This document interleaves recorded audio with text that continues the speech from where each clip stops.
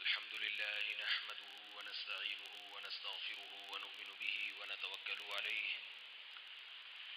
ونعوذ بالله من شرور أنفسنا ومن سيئات أعمالنا من يهده الله فلا مضل له ومن يضلل فلا هادي له ونشهد أن لا إله إلا الله وحده لا شريك له ونشهد أن سيدنا وحبيبنا وشفيعنا وسندنا محمدا عبده ورسوله صلى الله تعالى عليه وعلى آله وأصحابه وبارك وسلم تسليما كثيرا أما بعد فأعوذ بالله من الشيطان الرجيم بسم الله الرحمن الرحيم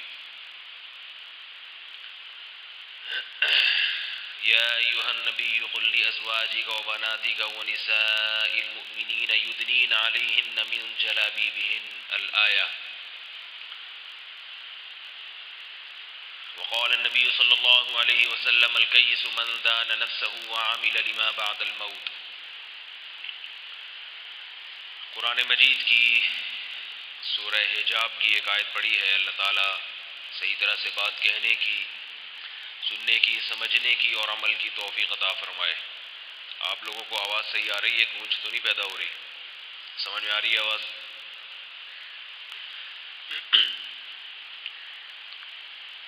اسلام کا ایک بہت بڑا حکم ہے عورت کے لیے پردہ کرنا.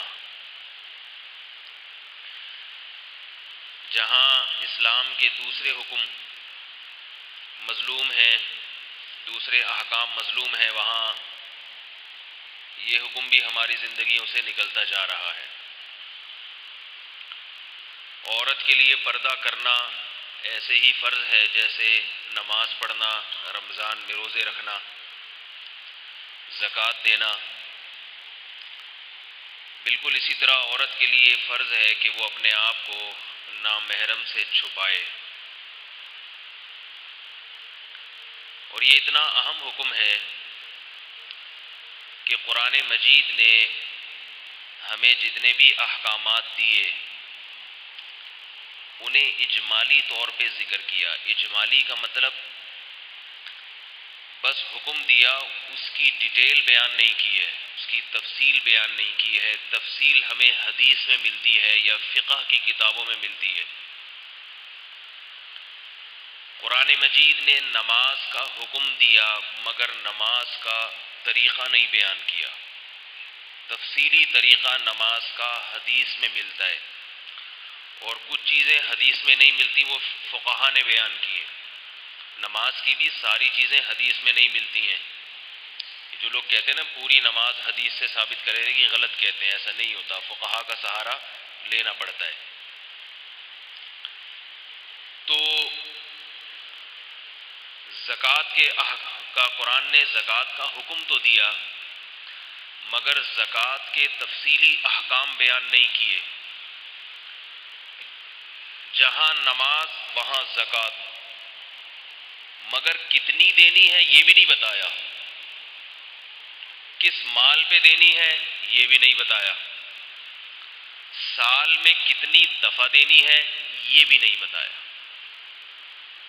یہ سب حدیث میں اس کی تفصیلات ہیں. حج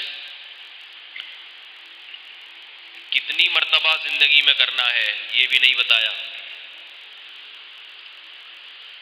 اور اس کی تفصیلی احکام، طواف کے کتنے چکر ہیں، مینا میں کب قیام، عرفات میں کب قیام، یہ ساری تفصیلات قرآن میں نہیں ملتی ہیں، حدیث میں ملتی ہیں. لیکن چند احکام ایسے ہیں کہ انہیں اللہ نے ان احکام کا ہمیں حکم بھی دیا اور ان کی تفصیل بھی بیان کی. آ رہی ہے بات سمجھ؟ تفصیل بھی بیان کی کہ یہ حکم یہ ہے اور اس کی تفصیلات یہ ہے. ان چند احکام میں ایک وراثت کا حکم ہے، کس کو مرنے کے بعد کتنا حصہ ملے گا، بہنوں کو کتنا ملے گا، بھائیوں کو کتنا ملے گا. یہ اس لیے بیان کر دیا تاکہ جب قرآن کھول کھول کے ایک مسئلے کو بیان کرے گا تو پھر فقہا کا اس میں اختلاف نہیں ہوگا اس کی تشریح میں. کیونکہ اختلاف وہاں ہوتا ہے جہاں تفصیل نہیں ہوتی پھر رائے کا سہارا لینا پڑتا ہے، کیونکہ وراثت کے مسائل میں اگر فقہا کا اختلاف ہوتا تو میت کے بعد اولاد میں لڑائیاں شروع ہوتی. وہ کہتا میں فلاں مفتی سے فتویٰ لے رہا ہوں، میرا اتنا حصہ بنتا ہے. بیٹا کہتا کہ میں فلاں مفتی سے فتویٰ لایا ہوں، میرے 2 کروڑ بنتے ہیں. اور وہ کہے گا نہیں، میں نے فلاں سے فتویٰ لیا، میرے 50,000، آپ کے 50,000 بنتے ہیں. جنگیں ہوتی کہ نہیں ہوتی؟ اللہ نے خود بیان کر دیا بھائی اس کا اتنا حصہ ہے. بہن کا بھی بتا دیا اتنا، بیٹے کا بھی، بھائی کا بتا دیا اتنا، یعنی بیٹی کا بتا دیا اتنا، بیٹے کا بتا دیا. وہ الگ بات ہے، عمل پھر بھی نہیں ہو رہا. بہنوں کو ٹوپیاں کرائی جاتی ہیں، ٹوپیاں. موضوع تبدیل نہ ہو جائے لیکن تھوڑا سا اس میں بتا دوں. دیکھو اللہ کا واسطہ اپنی جان پہ رحم کرو، جہنم کے انگارے نہیں کھاؤ دنیا میں. کیسے بہنوں کو ٹوپیاں کیسے کرائی جاتی ہیں باپ کے مرنے کے بعد، تھوڑا بتا دوں آپ کو میں.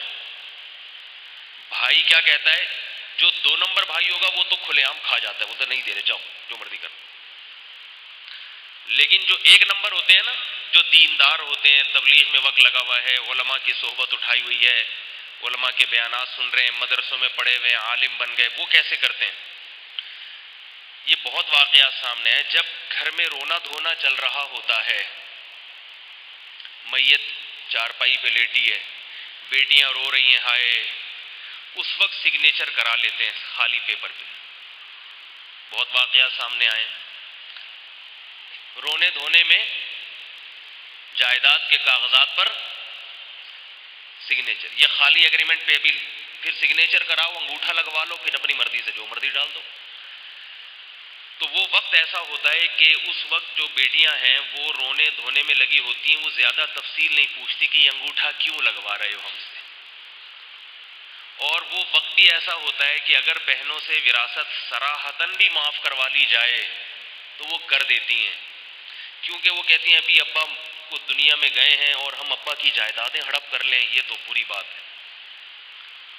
ان کو شرم آتی ہے، نہیں بھائی بس یہ سب آپ کا ہے، ہمارا اس میں سے کچھ بھی نہیں، ہمیں تو ابا تھے وہ چلے گئے، اب ہم نے ان کے پیسوں سے کیا کرنا ہے. حالانکہ ہونا یہ چاہیے کہ بہن جب وہ سگنیچر کر رہی ہے، انگوٹھے لگا رہی ہے، بغیر کچھ معلومات لیے آپ سے، تفصیلات پوچھے بغیر، اس لیے کہ ابا دنیا سے چلے گئے تو اب کیا ان کی جائیدادوں کی باتیں فوراً شروع کر دیں. تو بھائی میں بھی تو یہ غیرت ہونی چاہیے کہ ابھی ابا کو قبر میں اتارا نہیں ہے، میں ان سے سگنیچر پہلے لے رہا ہوں.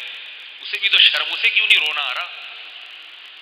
وہ کیوں نہیں کہتا کہ یہ بعد میں مسئلہ حل ہوگا، دیکھیں گے کس کو کیا کرنا ہے، کس سے کہاں دستخط لینے، یہ بعد کی بات ہے. ابھی تو ابا کی قل خوانی ہو جائے، ابا کی کوئی مغفرت کے لیے کچھ انتظام ہو جائے، فوراً کروا لیتے ہیں. بہت واقعات دیکھے ہیں. تو ٹوپی کرانے کا ایک یہ طریقہ ہے. وہ کہتے ہیں ابھی فی الحال وہ سگنیچر کر دیتی ہیں، اس میں کیا ہوتا ہے، ایگریمنٹ یہ ہوتا ہے کہ ہم نے اپنے والد کی جتنی وراثت تھی اس میں ساری پاور، اس میں مکلیہ اختیارات اس مکھنچو کو دے دیے ہیں. یہ جو بڑا بھائی ہے یا بڑے سے چھوٹا، یہ دونوں ہی اوپر والے 2 کام کرتے ہیں. یہ سب سے بڑا والا کرے گا یا بڑے والے سے، عام طور پہ سب سے بڑا بھائی یہ کرتا ہے، وہ بدماشی سے لکھوا لے گا سب سے. اس کے بعد پھر کھینچتے ہیں اس معاملے کو. پھر جب ابا کا انتقال ہو گیا، ابا قبر میں چلے گئے، تھوڑے دنوں کے بعد بہنوئی کو خیال آتا ہے، بہن کو تو پھر بھی نہیں آتا، بہنوئی کو خیال آتا ہے. وہ اپنی بیگم سے پوچھتا ہے کہ وہ تمہارے ابا کی وراثت کا کیا ہوا، کیونکہ وہ خود رال ٹپکا کے بیٹھا ہوا ہوتا ہے نا. کیا کریں بھائی، کیا کیا بتائیں گھروں کے قصے. بہنوئی پوچھتا ہے، یعنی میت کا داماد اپنی بیگم سے پوچھتا ہے کہ تمہارے ابا کی کروڑوں کی جائیداد تھی، تمہیں اس میں سے کیا ملا؟ یاد رکھو، میں خواتین سے کہہ رہا ہوں کہ جب آپ کا شوہر پوچھے کہ تمہیں تمہارے ابا کی جائیداد میں سے کیا ملا، تو اپنے شوہر کو کہا کریں وہی ملا جو تم نے اپنے ابا کی جائیداد سے اپنی بہن کو دیا ہے. نہیں یاری بات ذرا گہری ہو گئی ہے.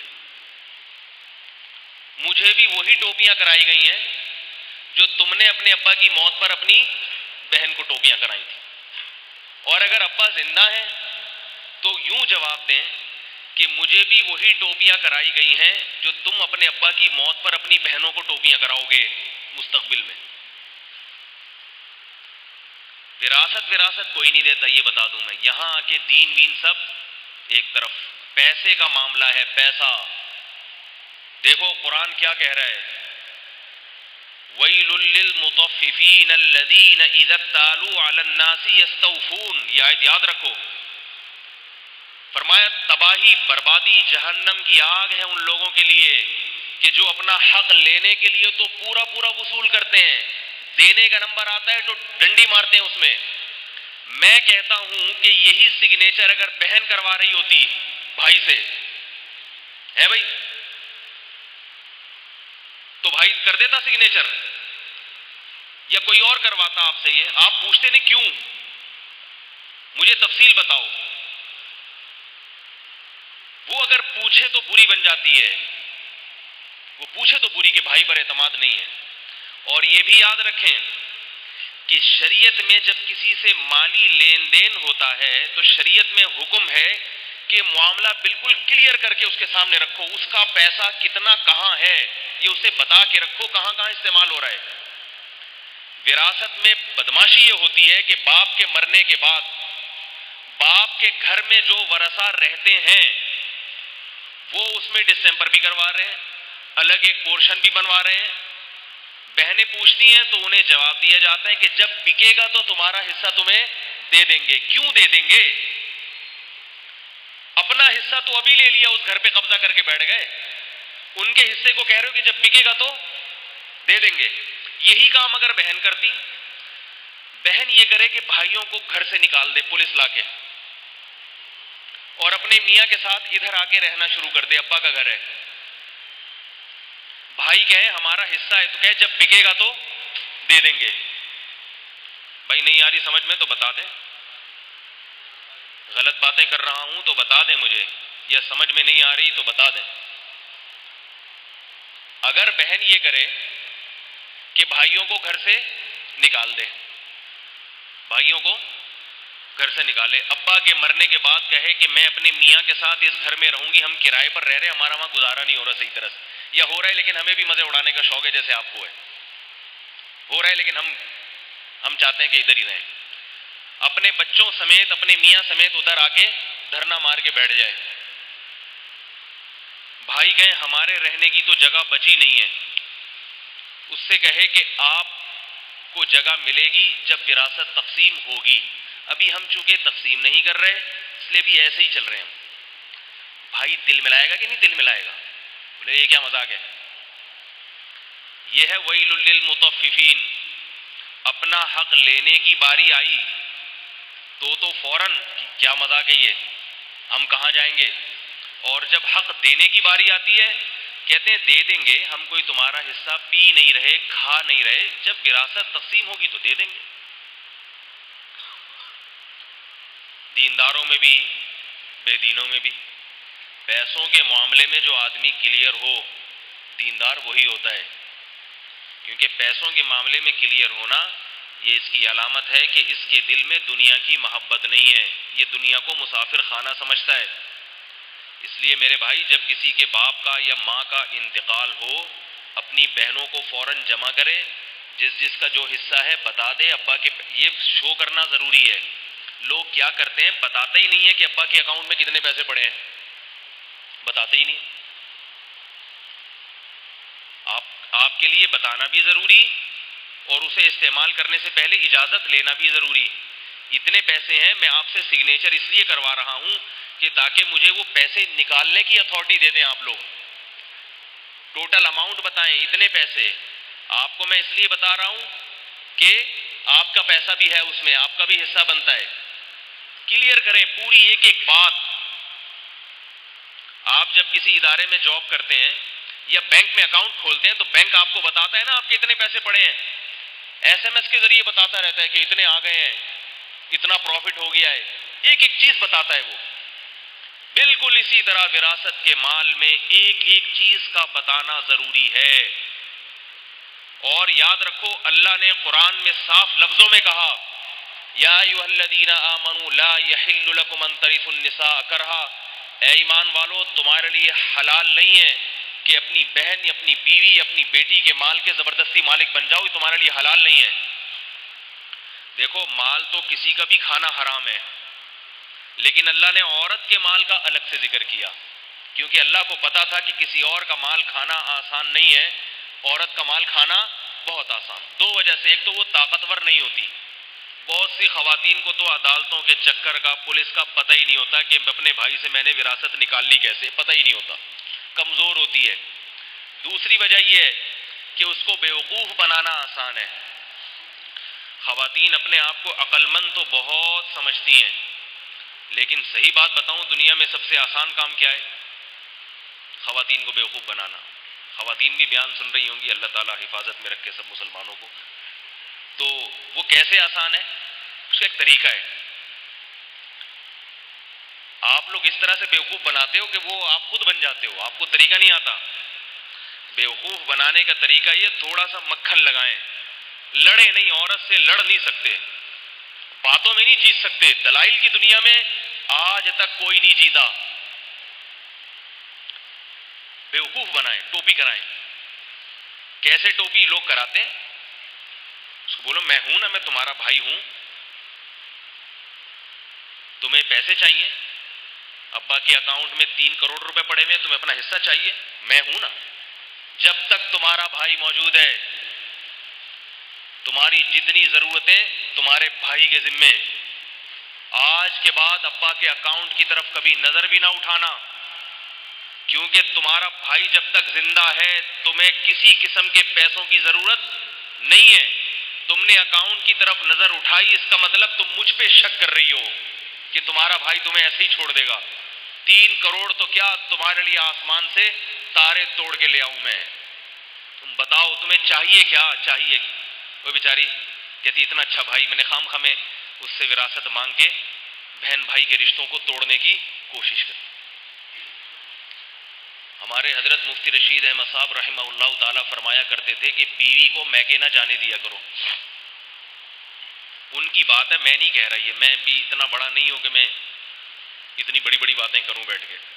وہ بڑے بزرگ تھے، 80 سال ان کی عمر تھی، ان کے تجربے تھے، تو اپنے تجربوں کی بنیاد پر فرمایا کرتے تھے کہ جب شادی ہو جائے تو بیوی کو میکے مت جانے دو، اپنے والدین کے گھر۔ کہا کہ وہ پھر جب جائے گی نا تو اس کی ماں اسے الٹی سیدھی چیزیں سکھا کے بھیجے گی۔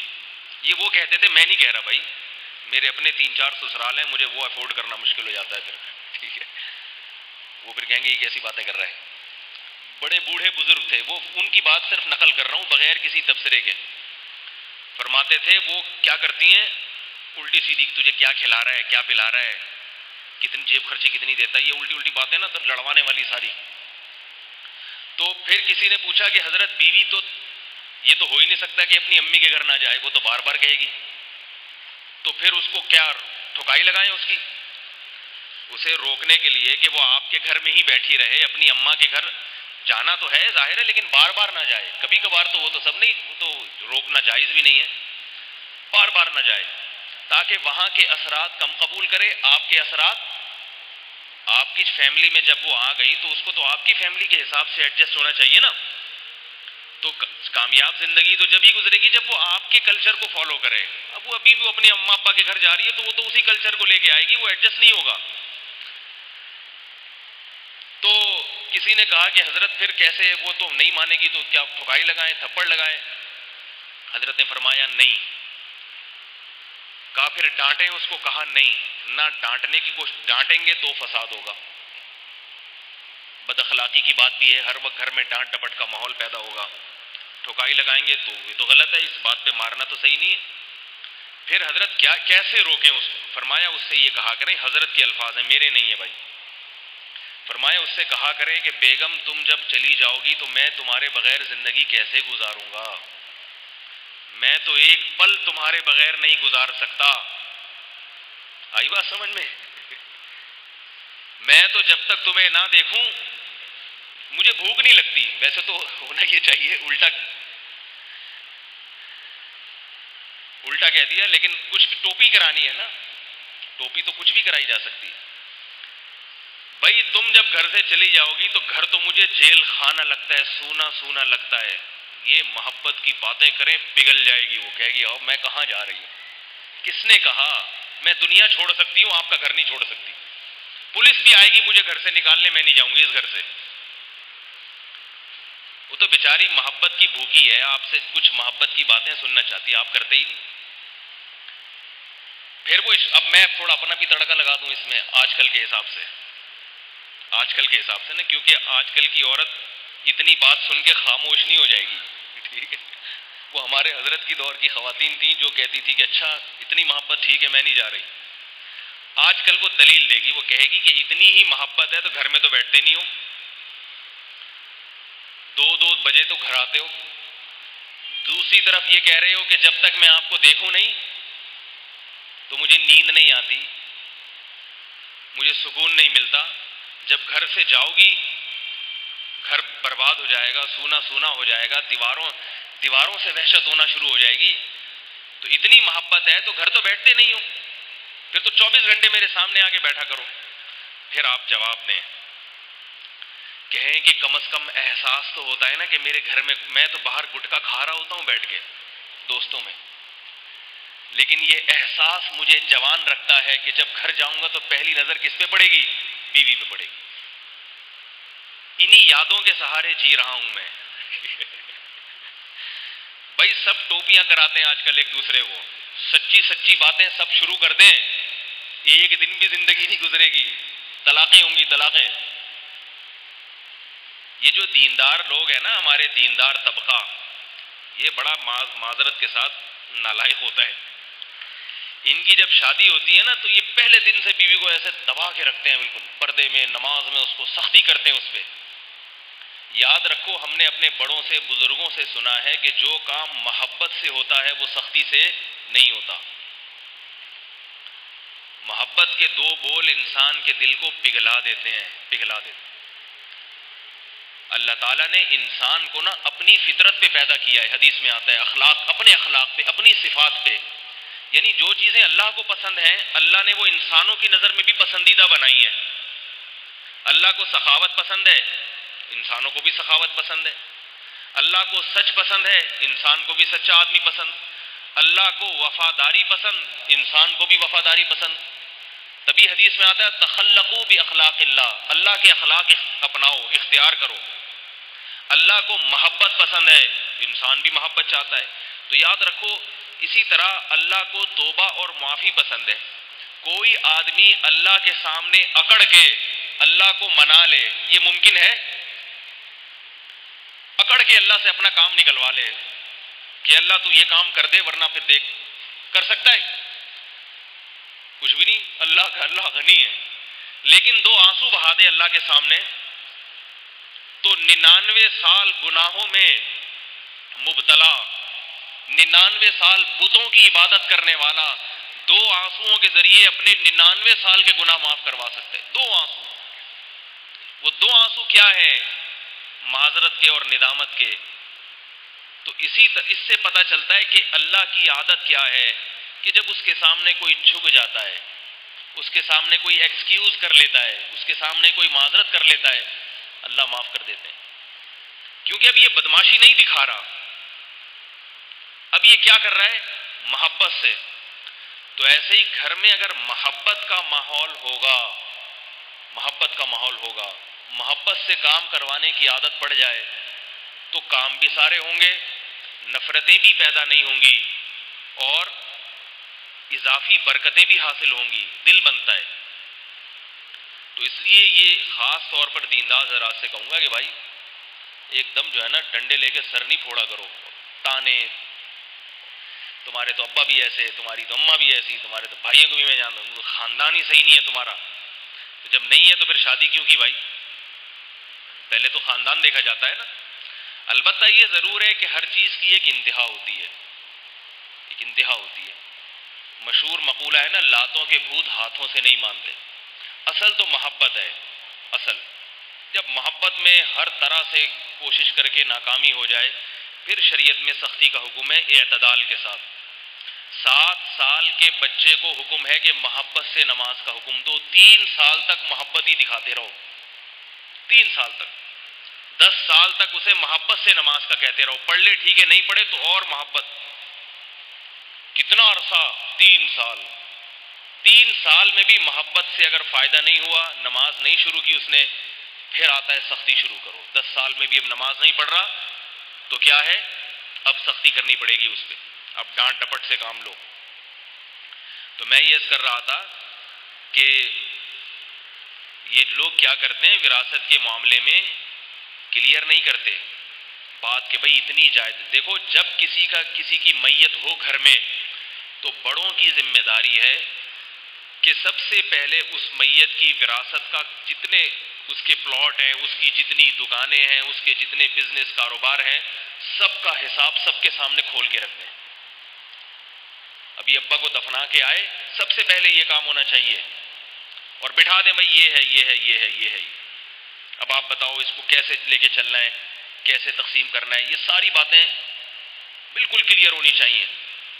اللہ نے اس کی بہت تاکید سے حکم دیا. اور ایک بات اور یاد رکھیں، عام طور پر ایسا ہوتا ہے کہ مائیں وراثت کی تقسیم میں رکاوٹ بنتی ہیں. سب ماؤں کی بات نہیں کر رہا، عام طور پر ماں جو بیوہ ہے وہ نہیں وراثت تقسیم ہونے دیتی. وہ کہتی ہے جب تک میں زندہ ہوں کسی کو اس میں سے کچھ نہیں ملے گا. یہاں اب بچے ماں کے سامنے ہتھیار ڈال دیتے ہیں، جن کو چاہیے ہوتی ہے وہ وراثت، وہ مجھے فون کرتے ہیں کہ حضرت مسئلہ کیا ہے. میں کہتا ہوں یہاں ماں کی اطاعت لازم نہیں ہے. بات آ رہی ہے سمجھ میں؟ وراثت کے مسائل میں ماں کی فرما برداری لازم نہیں ہے. ماں اگر غصہ کرتی ہے، روتی پیٹتی ہے، رونے دیں اسے. اللہ کا حکم ہے جس کا پیسہ ہے اس کی جیب میں جائے گا. اماں جی آپ کو آپ کا حصہ ملے گا. باقی رہا یہ مسئلہ، تقسیم تو ہوگی، سب کی جیب میں اس کا حصہ پہنچے گا. رہا یہ مسئلہ کہ آپ نے زندگی کیسے گزارنی ہے تو آپ کے بیٹے موجود ہیں. آپ کی ساری ذمہ داری کس پر ہے؟ ہم پر ہے. بیٹیاں بھی ہیں، بیٹے بھی ہیں. آپ کو ہم رلے نہیں دیں گے، لیکن وراثت تقسیم ہوگی، یہ اللہ کا حکم ہے. لوگ کہتے ہیں مائیں بد دعائیں دینے پر آ جاتی ہیں. میں ان سے کہتا ہوں دینے دو، انشاءاللہ یہ بد دعائیں الٹی ہو کے دعائیں بن کے لگیں گی. جب اللہ کا حکم سامنے ہو تو پھر ماں باپ کی بد دعا کی فکر نہ کیا کرو، کچھ بھی نہیں ہوتا. اس بات آ رہی ہے سمجھ میں؟ کیونکہ مائیں تو نہیں کرنے دیتی نا، وہ کیسے، وہ تھوڑی کرنے دیں گے. کہیں گے یہ کیوں؟ پھر وہ کہتی ہیں ابھی ابا کا کفن میلا نہیں ہوا اور تم لوگوں نے ابا کی جائیدادیں کھانا شروع کر دیں. ابا کا ابھی کفن قبر میں میلا نہیں ہوا اور تم نے حصے بخیے شروع کر دیے. تو پھر وہی آتا نا، آدمی تانے سن کے عجیب سا ہو جاتا ہے، کہتے نہیں میں نہیں کر رہا، یہ رکھیں آپ. تو جواب اس کا سن لیں. جب بھی کوئی یہ تانے دینا کہ ابھی دیکھو ان کے والد محترم کا ابھی کفن میلا نہیں ہوا اور انہوں نے ابا کے مکان بیچنے کی باتیں کرنا شروع کر دیں، جائیدادیں کھانا شروع کر دیں، تو ان کو کہا کرو کہ جب ابا دنیا سے چلے گئے تو ابھی ابا کی جائیدادیں ابا کی نہیں ہیں. یہ جائیدادیں اب ابا کی ہے نہیں، یہ وارثوں کی ہیں. اب یہ ابا کی نہیں کھا رہے، اب ہم اپنا حصہ وصول کر رہے ہیں. قربانی کے جانور کو جب ذبح کیا جاتا ہے تو وہ جانور جس کی اس میں ملکیت تھی، وہ لوگ اپنے گھروں سے شاپر لے کے پہنچ جاتے ہیں کہ نہیں، دیگچے لے کے، ہے بھائی. اب کوئی یہ کہ یہ تو مدرسے کی گائے تھی، الفلاحیہ مدرسے کی گائے تھی، وہی لے کر آئے تھے، انہوں نے اس کو چارہ کھلایا اور ابھی گلا کٹا نہیں ہے کہ تم دیگچے لے کے پہنچ گئے. کہیں گے یہ جب آپ نے خریدی تھی تو تھی، جب ہم نے اس میں حصہ بک کرا لیا تو پھر یہ آپ کی نہیں، اب کس کی ہے؟ اب یہ ہماری ہے. تو یاد رکھو میت کی آنکھیں بند ہوتے ہی میت کی ملکیت سے جتنی چیزیں سب نکل جاتی ہیں. تو اللہ دکھاتے ہیں نا کہ جتنا کمایا، کروڑوں کی جائیدادیں بنا لیں، ایک آنکھ بند ہونے کی دیر ہے، یہ ساری تمہاری ملکیت سے نکل جائیں گی، تمہارے وارث اس کے مالک بن جائیں گے. صرف پیغمبر محمد صلی اللہ علیہ وسلم کی ذات ایسی ہے اور پیغمبروں کی ذات ایسی ہے جن کی وراثت تقسیم نہیں ہوتی، ان کی وراثت، باقی ہر امتی کی وراثت تقسیم ہوگی. اس لیے ان چیزوں کا خیال کیا کرو. بہنوں کو یہ بھی کہہ دیا جاتا ہے کہ ہم نے جہیز اتنا دے دیا ہے کہ اب آپ کو حصہ لینے کی ضرورت نہیں ہے. یہ بھی ٹوپی نمبر 3. 2 ٹوپیاں پہلے بتا چکا ہوں میں. اتنی ٹوپیاں بتا رہا ہوں. آپ جب کسی کے ہاں میت ہو جائے تو دیکھنا کہ مولوی صاحب نے جتنی باتیں بتائی تھی نمبر وار ساری فٹ ہو رہی ہیں یہاں پہ.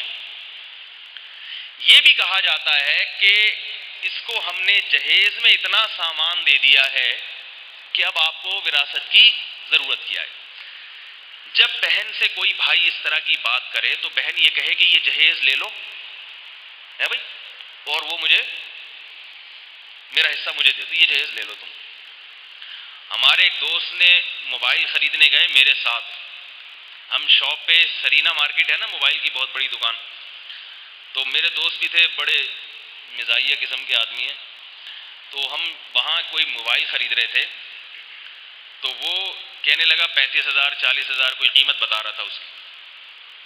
تو ہم نے کہا بھائی یہ زیادہ ہے. وہ کہہ رہے ڈبے کے ساتھ, ڈبہ بھی تو دے رہا ہوں, یعنی فل پیکنگ کے ساتھ ہے.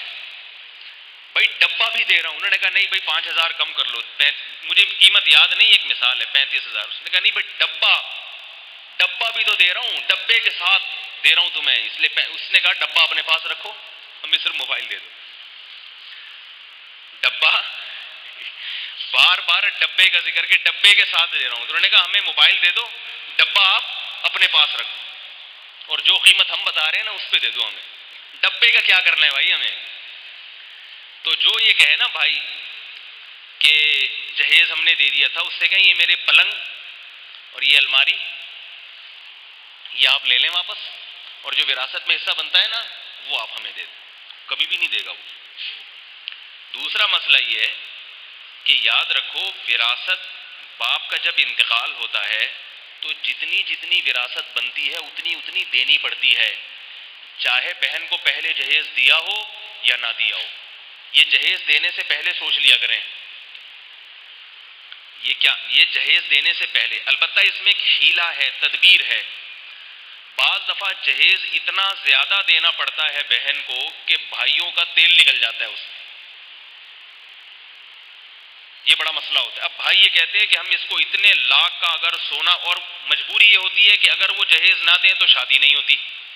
یہ بھی تو آج کل مردوں میں بڑی مصیبت ہے نا کہ وہ شادی نہیں کرتے جب تک جہیز نہ ملے, سوائے میرے الحمدللہ. تو اور بھی بہت سے لوگ ہیں جو بغیر جہیز کے کرتے ہیں.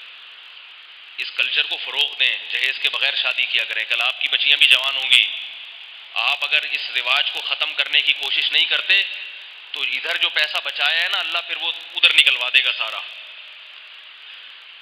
تو ایک حیلہ ہے, ایک تدبیر ہے کہ اگر بہن کو جہیز دینا ہو بہت زیادہ مجبوری ہے تو سونے کی شکل میں دیا کریں, گولڈ, اور وہ قرض کی صورت میں دیں. بولے بھائی ہم آپ کو 15 تولے یا 10 تولے سونا دے رہے ہیں, اور یہ آپ کو گفٹ نہیں کر رہے بلکہ یہ 10 تولے سونا بطور قرض کے دیا جا رہا ہے آپ کو. ایک مثال دے رہا ہوں, یہ قرض ہے, یہ باپ کی طرف سے قرض ہے, اور باپ کہتے کہ جب میرا انتقال ہوگا تو میری وراثت میں سے یہ قرض مائنس کیا جائے گا, جتنا حصہ رہ جائے گا وہ آپ کو دے دیا جائے گا, اور جو اضافی آپ کے پاس چلا گیا وہ آپ سے لے لیا جائے گا. یہ طریقہ جائز ہے. بات آ رہی ہے سمجھ میں؟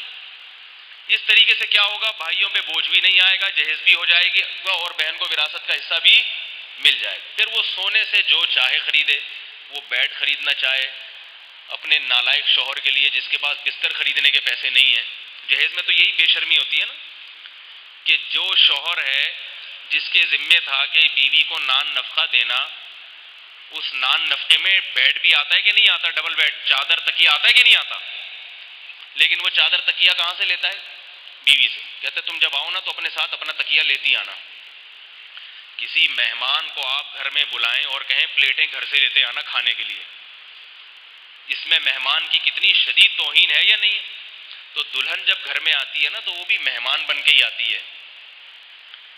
آپ کے گھر میں ایک نیا مہمان آ رہا ہے, گھر میں ایک فرد کا اضافہ, اور آپ کہہ رہے ہیں اپنے بیڈ بھی ساتھ لیتی آنا, الماری بھی ساتھ لیتی آنا, ڈنر سیٹ بھی ساتھ لیتی آنا, واشنگ مشین بھی ساتھ لیتی آنا. تو میں کہتا ہوں ایسے آدمی کو شرم سے ڈوب کے مر جانا چاہیے, ایسے بے شرم انسان کو. لوگ مجھے کہتے ہیں بیانات میں نا آپ کے الفاظ غیر شائستہ ہوتے ہیں. بہت مجھے یہ تانے ملتے ہیں کہ آپ کے جو الفاظ ہیں نا غیر شائستہ ہوتے ہیں. یہ بے شرم کے الفاظ یہ سوٹ نہیں کرتے آپ پہ. میں کہتا ہوں وہ جو کام کر رہے ہو وہ کون سا شرم والا کام ہے؟ یہ شرم والا کام ہے؟ بیوی لا رہے ہو گھر میں اور اس سے کہہ رہے ہو کہ اپنا بیڈ ساتھ لیتی آنا.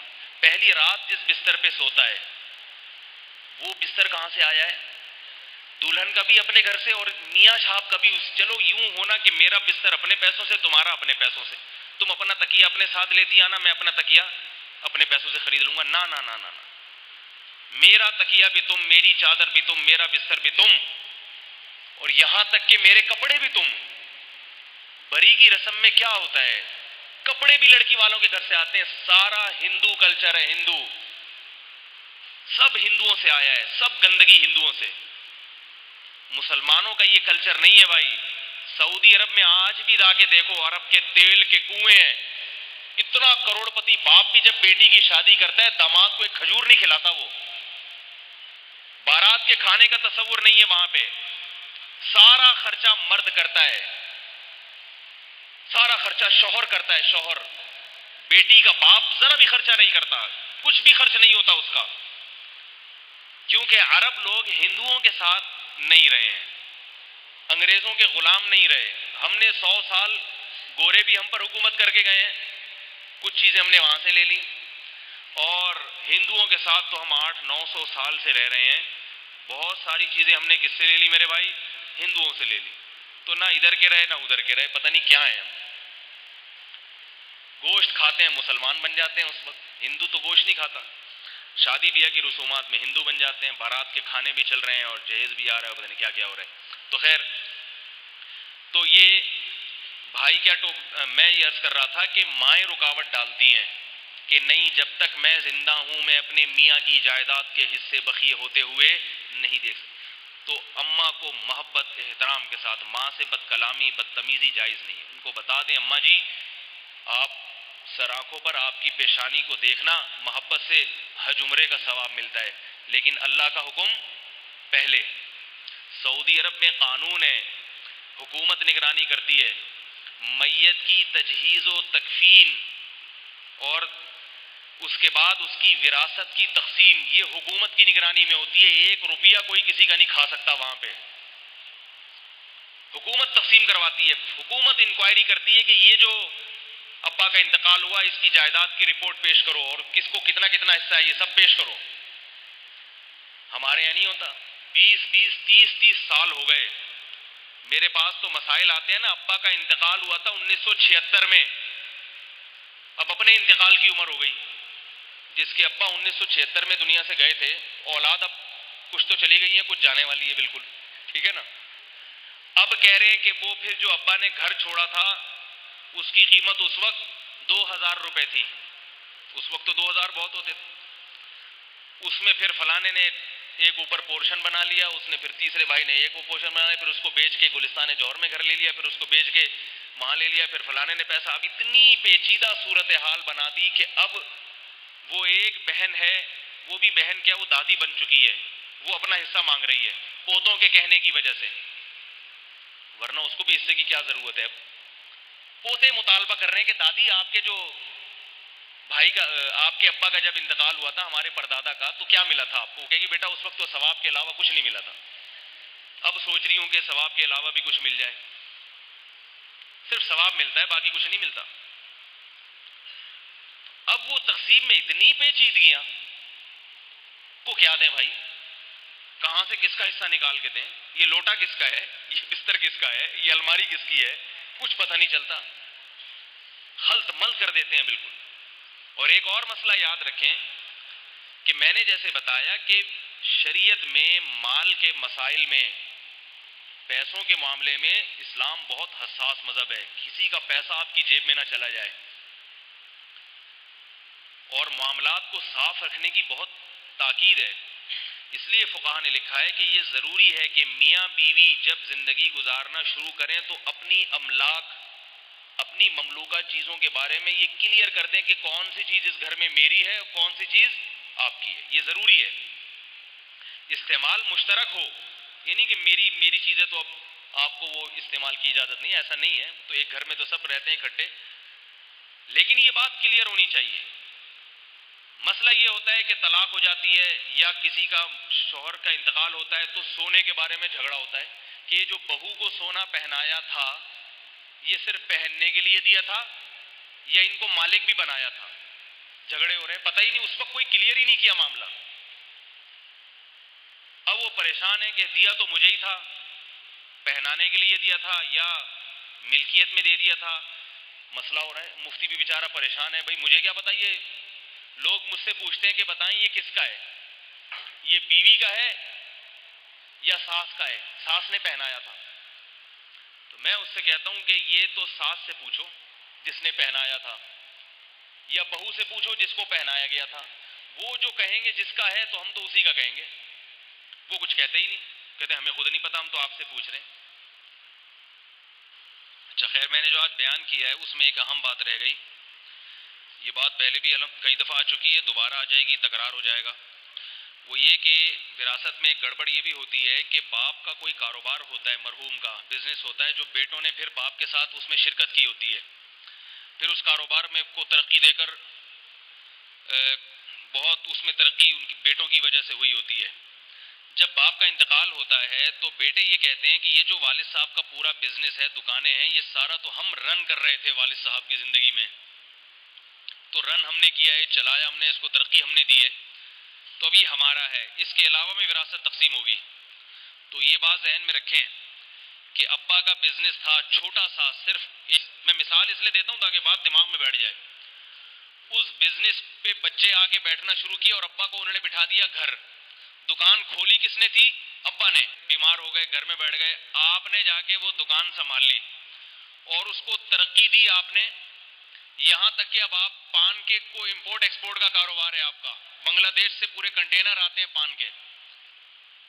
تو بھی باپ کے مرنے کے بعد آپ یہ نہیں کہہ سکتے کہ ابا کی تو اتنی سی دکان تھی, یہ سارا کاروبار کس کا ہے؟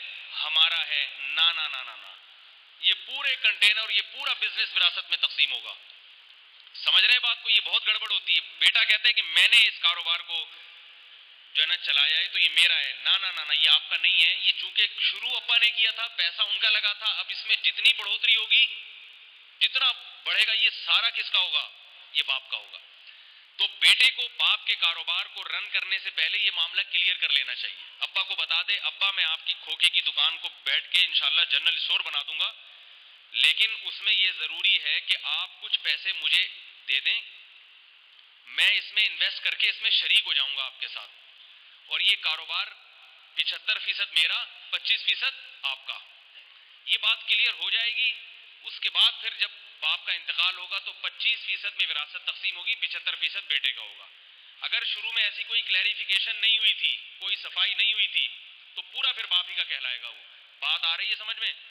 یہ کاروبار تو بہت سارے ہوتے ہیں, کوئی ٹماٹر کا ہے, کوئی کسی کا ٹائروں کا کاروبار ہے, کسی کا جہازوں کا کاروبار ہے, لیکن یہ بڑے مسئلے ہوتے ہیں, اس لیے اس کو خاص کر لیں. دکانیں ہوتی ہیں بڑی بڑی, وہ پھر ساری وراثت میں تقسیم ہوں گی. بیٹے اپنے میں نے ایک دفعہ کسی کو بتایا, یہ ان کا لوہے کا بڑا بزنس تھا, تو وہ ایک بیٹے نے اپنے آپ کو کھپا دیا تھا اس بزنس میں, باپ کے کاروبار کو کہاں سے کہاں پہنچا دیا. تو میں نے اس کو یہ مسئلہ بتایا, میں نے کہا یہ سارا وراثت میں جائے گا, تو آپ ابھی ابا کو بتا دیں, ابا یا تو میں نہیں کر رہا یہ کام آپ کے ساتھ, سارا جائے گا تو وارثوں میں کیوں محنت کروں. ایک بھائی سٹا لگاتا ہے, وہ کاروبار ہی نہیں کرتا, بیٹھا رہتا ہے, اس کو بھی اتنا حصہ میں نہیں کر رہا, اور اگر مجھ سے کروانا ہے تو پھر مجھے میری محنت کا صلہ دے دیں, ابھی دے دیں دنیا میں. وہ صلہ یہ ہے کہ اتنے فیصد کاروبار میرے نام کر دیں, اور صرف نام کرنے سے بھی کچھ نہیں ہوتا, ہینڈ اوور کر دیں مجھے. وہ ہینڈ اوور کرنے کا طریقہ کیا ہے وہ علماء سے آپ پوچھ لیں, جب کوئی کسی کو ضرورت ہو. اتنا میرے قبضے میں دے دیں تاکہ یہ ہو کہ بھئی اس میں 75% یا 50% میرا ذاتی ہے, پھر میں اس کو دل جمی سے چلاؤں گا, کیونکہ مجھے پتا ہے اس کا نفع مجھے ملے گا. اور وہ جو پڑا ہوا ہے نا پلنگ پہ صبح سے شام پوستی, جو بالکل کچھ نہیں کر رہا, وہ وراثت مانگنے کھڑا ہو جائے گا, بولے گا یہ مجھے دو, تو اس کو اس کا اتنا ہی ملنا چاہیے جتنے کا وہ مستحق ہے. تو یہ پہلے علماء سے رابطہ کر لیں. میں نے اس کو پھر تدبیر بتائی, اب اس کے ابا نے پھر اس کے نام کر دیا, اب وہ کر رہا ہے, اب ٹھیک ہے بھائی, اب وارثوں کا حصہ نہیں ہے اس میں. تو یہ ساری کلیریفیکیشن دنیا میں ہو جانی چاہیے. مرنے کے بعد پھر بڑے مسائل ہوتے ہیں, اور مرنے کے لیے تیار بھی رہیں. مسئلہ یہ کہ ہم نہیں کہ ہم مرنے کے لیے تیار نہیں, ہم کہتے ہیں میں